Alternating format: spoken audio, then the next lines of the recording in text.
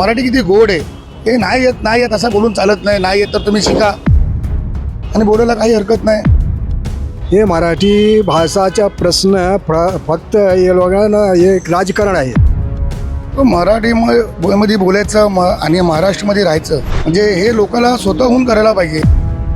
परिवहन मंत्री प्रताप सरनाईक यांनी सांगितल्याप्रमाणे 1 मे म्हणजेच महाराष्ट्र दिनापासून मुंबईतल्या सर्व टॅक्सी आणि रिक्षा चालकांना मराठीतून संवाद साधणं हे अनिवार्य असणार आहे.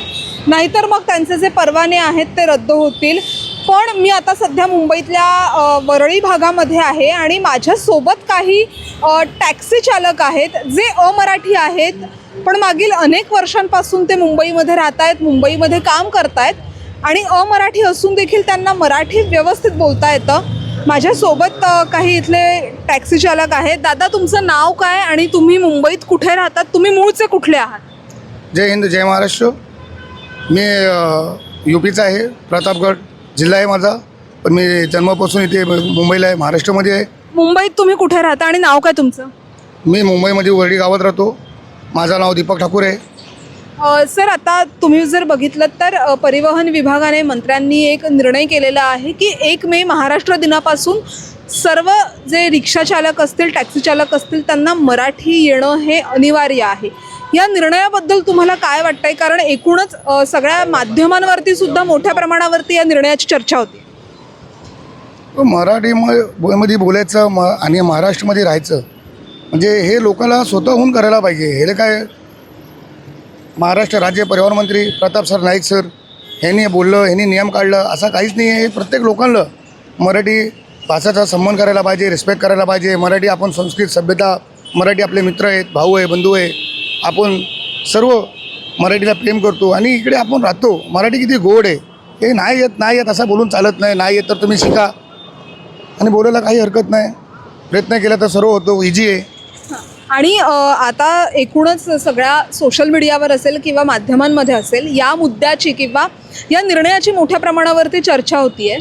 तर तुम्ही आता किती वर्षांपासून मुंबईत राहताय आणि तुम्ही मराठी कसं शिकलात? काय वाटतंय तुम्हाला याबद्दल?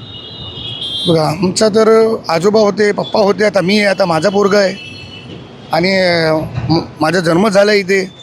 तर शिकायला काय आमचा जन्मापासून आहे. आम्ही घरातसुद्धा मराठी बोलतो. माझा मुलगा आता एक 8 वर्षाचा 9 वर्षाचा आहे, तो पण मराठीत बोलतो. एवढा हार्ड नाही आहे, पण जे बोलत नाही त्यांना थोडा मुश्किल आहे. शिकायला थोडा बेल पण द्यायला पाहिजे आणि गव्हर्नमेंटला, सरकारला पण आणि राज्यमंत्री साहेबांना पण थोडा बेल द्यायला पाहिजे. ठीक आहे. आता जर एकीकडे आपण बघितलं तर याच निर्णयाच्या विरोधात काही जे रिक्षा चालक आहेत आणि जे टॅक्सी चालक आहेत ते आंदोलन करणार आहेत 4 मेला. तर याबद्दल तुमचं काय मत आहे? बघा, थोडा सरकारला वेळ द्यायला पाहिजे आणि त्यांना पण प्रयत्न करायला पाहिजे. येत नाही असं बोलून चालत नाही. मराठी शिकायला पाहिजे, मराठी बोलायला पाहिजे आणि मराठी भाषाने प्रेम करायला पाहिजे, मराठी माणसांनी प्रेम करायला पाहिजे. जेवढे आहेत आपण इकडचा महाराष्ट्राचा गणपती एवढा मोठा उत्सव आहे. काय मराठी, काय भैया, काय कोण मद्रासी, सर्व ते आपण एवढा मोठ्याने सण सर्व साजरा करतो, हसून खेळून राहतो. आपले मित्रमंडळी सर्व मराठी आहेत. आपण उठता बसता शिकायला पाहिजे हळूहळू. काका, तुम्ही किती वर्ष आता मुंबईत काम करताय आणि नाव काय तुमचं?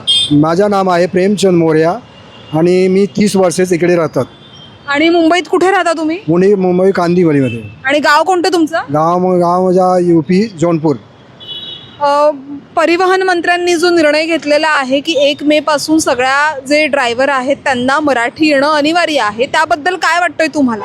हे मराठी भाषाचा प्रश्न फक्त हे लोकांना हे एक राजकारण आहे आणि काहीच लेनदेन नाही आहे. हिंदी आणि मराठीमध्ये दोनों एक हीच भाषा आहे, फक्त थोडा मात्रेचा फरक आहे. लेकिन हे लोकांनी एवढे मराठीमध्ये, हिंदीमध्ये, हीमध्ये आम्ही इकडे इतके वेळेस वाचतात आणि काही विचारलंच नाही. हे काय घेतलं, काय माहिती नाही मला. आता तुम्ही रोज कुठून कुठपर्यंत तुम्ही ये जा करता? दादर आणि वरलीपर्यंत. मग आता जेव्हा प्रवाशांना घेऊन जातात तर तेव्हा त्याच्यात मराठी प्रवासी पण असतात? मराठीमध्येच बोलतात, आम्ही समजतो आणि मी पण सांगतो. थोडी वेळ तो बोलतात आणि समजतो. तेवढा गंतव्यस्थानाला सोडतात. पण तुम्हाला वाटत नाही का की जर तुम्ही कामाधंद्यासाठी किंवा नोकरी व्यवसायाच्या निमित्तानं जर मुंबईत येत असाल तर मग मराठी यायला हवं? मराठी यायला पाहिजे, बोलायला पाहिजे, समजायला पाहिजे आणि लिवायला पाहिजे नाही. आम्ही आम्हाला काय आमच्या इकडे मराठी सब्जेक्ट अनिवार्य नाही आहे ना, स्वैच्छिक आहे.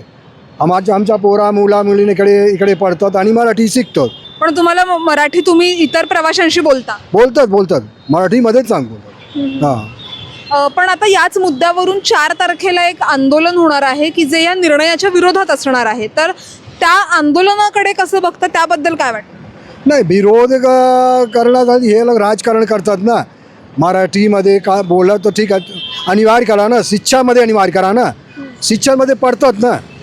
अभी जे होते 30 वर्षे 20 वर्षे जे करून झाला ना, त्यांच्या आयला की नाही आला तर ते जाऊ दे. तर काय प्रश्न आहे तुम्हाला? यांना लोकांनी काय काम नाही आहे. हे भाषाच्या भाषाचा प्रश्न उठावा आणि काय करायचे नाही, राजकारण करायचे, लोकांना वाटवायचे बस फक्त. म्हणजे तुम्हाला असं वाटतं की तुम्ही आता म्हणालात की 30 वर्ष तुम्ही मुंबईत राहताय, पण तुम्हाला कधीच असा काही त्रास झाला नाही. काही मात्र त्रास नाही. आता हा जो मुद्दा आहे तो कुठेतरी याच्यात राजकारण आणलं जातं असं तुम्हाला म्हणायचं? हां, राजकारण आहे. हे स्वतःच्या मुलगाला मराठीमध्ये पढवतात काय, मराठी माध्यममध्ये पढवतात काय सर नाईक? त्याला विचारा ना, तुम्ही विचारा ना. ते काय आपला मुलगाला कशाला इंग्लिश मीडियममध्ये टाकतात? ते मराठी माध्यममध्ये पढवा ना. तुम्ही बोलतात ना, हे तुम्ही सांगा ना मला. हिंदी आणि मराठीमध्ये काही फरक आहे? थोडं मंत्रावर फरक आहे आणि दोनों आई मौसीच आहे, हिंदी आणि मराठी. हे काय फरक आहे आम्हाला सांगा ना, मराठीत काय फरक आहे? माझं नाव रामसेवक मौर्य आहे. मला 40 वर्ष झाले मुंबईमध्ये. आणि मुंबईत कुठे राहता तुम्ही? मलाडला. अच्छा, आणि किती वर्ष तुम्ही या भागामध्ये टॅक्सी चालवताय? मला इथे करीब 35 वर्ष झालं, 35 वर्ष झालं. तुम्हाला तर माहितीच असेल की आता परिवहन विभागाने एक निर्णय केलेला आहे की मराठी येणं हे टॅक्सी चालक, रिक्षा चालक यांना अनिवार्य आहे. काय वाटतं या निर्णयाबद्दल? याचं काय आहे, मराठी पाहिजे, लोकांना शिकायला पाहिजे. इथे असेच आहे, मुंबईमध्ये राहणार मराठी शिकायला पाहिजे. तुम्ही कसे मराठी शिकलात? कारण तुम्ही मूळ गाव कोणतं आहे तुमचं?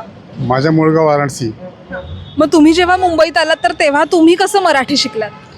आमच्या आजूबाजूचे सगळे लोक मराठी आहे, म्हणून मला मराठी आहे. आणि तुमचे इथे जे इतर इकडचे सहकारी आहेत त्यात किती लोक मराठी आहेत? आम्ही सगळ्या मराठी आहे. 30-35 आमचा ग्रुप आहे, सगळ्या मराठीच आहे. जेव्हा तुम्ही प्रवाशांना घेऊन जात असतात तर तेव्हा तुम्ही मुंबईतल्या किती भागामध्ये फिरता? अख्खा मुंबईत फिरतो आम्ही ना. आणि प्रवाशांशी कोणत्या भाषेत बोलता?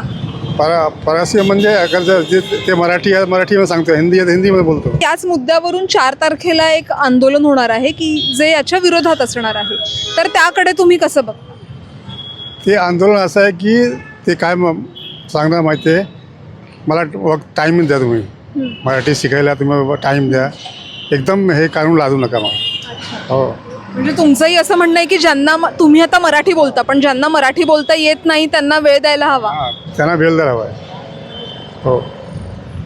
तर आपण अशा काही टॅक्सी चालकांशी बोललो की जे मूळचे मुंबईकर नाही आहेत, मात्र ते कामासाठी मुंबईमध्ये आलेले आहेत आणि गेली अनेक वर्ष ते मुंबईमध्ये राहत आहेत आणि त्यांना मराठीसुद्धा बोलता येतं. ते त्यांच्यासोबत जे प्रवासी असतात त्यांच्याशी सुद्धा मराठीमध्ये बोलतात. मात्र परिवहन विभागाने जो निर्णय घेतलेला आहे आणि तो 1 तारखेपासून म्हणजेच महाराष्ट्र दिन 1 मेपासून तो लागू होणार आहे. तर ज्यांना मराठी बोलता येतं, मराठीमध्ये ते संवाद साधू शकतात, त्यांनी असं मत व्यक्त केलेलं आहे की ज्यांना मराठी अजूनही बोलता येत नाही तर त्यांना काही प्रमाणात जो आहे तो वेळ द्यावा. तर काही टॅक्सी चालक जे आहेत त्यांचं म्हणणं असं आहे की मुंबईमध्ये आपण राहतो तर मराठी बोलता यायलाच हवं. मुंबईतल्या मराठी बहुल भागामध्ये राहणारे हे सगळे टॅक्सी चालक आहेत, त्यामुळे ते म्हणतात की आमच्या सोबत राहणारे जे आहेत त्यांना मराठी व्यवस्थित बोलता येतं, त्यांच्यासोबत राहून आम्ही मराठी शिकलो आहोत, मराठी आम्हाला बोलता येतं आणि अजूनही आम्ही मराठी शिकत आहोत आणखीन चांगल्या पद्धतीने बोलण्यासाठी. मात्र ज्यांना मराठी येत नाही, व्यवस्थित बोलता येत नाही, त्यांना मात्र सरकारने जो आहे तो वेळ देणं थोडंफार गरजेचं आहे. तर काहींचं असं म्हणणं आहे की या मुद्द्यावरून केवळ आणि केवळ राजकारण कुठेतरी केलं जातं आहे का, अशी सुद्धा जी शंका आहे ती उपस्थित केली जाते काही टॅक्सी चालक जे आहेत त्यांच्याकडून. त्यामुळेच आता 4 तारखेला जो मोर्चा होणार आहे त्यामध्ये पुढे काय होणार, कारण प्रताप सरनाईक जे परिवहन मंत्री आहेत त्यांनी असं सांगितलेलं आहे की काहीही झालं तरी या निर्णयात बदल होणार नाही. त्यामुळे आता पुढची मुंबईतली जी ही परिस्थिती आहे किंवा राज्यातली जी ही परिस्थिती आहे ती कशी असेल, आता पुढे नेमकं काय होतं हे पाहणं महत्त्वाचं असणार आहे. लोकमत मुंबईसाठी निधी पेडणेकरचा रिपोर्ट.